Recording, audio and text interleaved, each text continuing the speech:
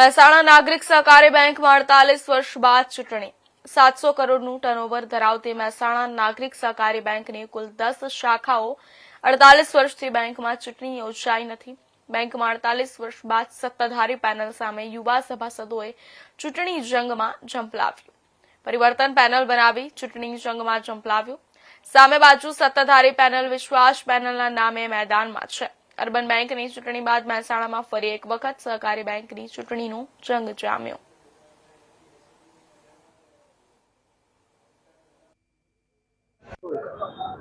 કેટલા વર્ષ પછી આ ચૂંટણી યોજાવા જઈ રહી છે મહેસાણા નાગરિક બેંકની? છેલ્લા 44 વર્ષથી દંભી લોકોનું એક હતું શાસન ચાલતું હતું, જેમને એક જાતની સરમુખત્યારશાહી ચલાવી છે।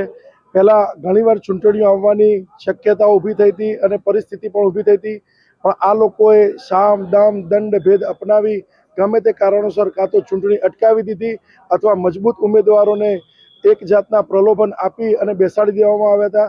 અને તેમ છતાંય કોઈ મજબૂત પ્રતિભાશાળી ચહેરા બેઠા ન હોય તો એ લોકોને ગમે તે કરીને લંગડી પેનલ બનાવી અને ચૂંટણી ન યોજાય તે માટે સંપૂર્ણ પ્રયત્નો કર્યા હતા। અને સૌ પ્રથમ છેલ્લા 45 વર્ષના ઇતિહાસમાં પહેલીવાર એવું બનવા જઈ રહ્યું છે કે જ્યારે 12 ઉમેદવારો વિશ્વાસ પેનલની સામે 12 ઉમેદવારો ઉત્તર ગુજરાતમાં એવું કહેવામાં આવે કે સૌથી જૂની બેંક છે, 63 વર્ષથી જૂની છે।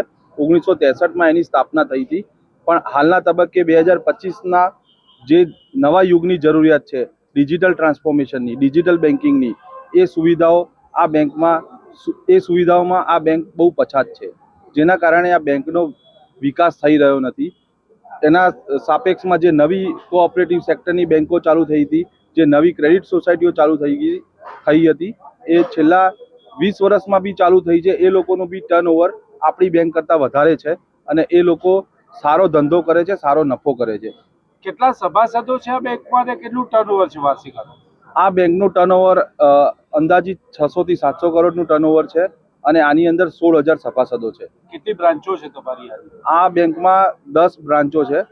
આજે નાગરિક બેંકમાં જ્યારે લોકો જાય એટલે લોકોની લાગણી અને માગણી એવી હતી કે ભાઈ આ ખુરશી હટાવો, જૂની ખુરશી અને નવા ચહેરા લાવો, અને નવા એવા કોઈ કે જે હાલમાં જે ઊભા છે એ બધા એવા નથી કે જે આંગળી ઊંચી કરીને હાય હા ચાલે જાય। અત્યાર સુધીનું શાસન એટલા માટે ચાલી ગયું કે એ વહેતું પાણી નહોતું અને હંમેશા આપણે વહેતા જળને જ મહત્વ આપીએ।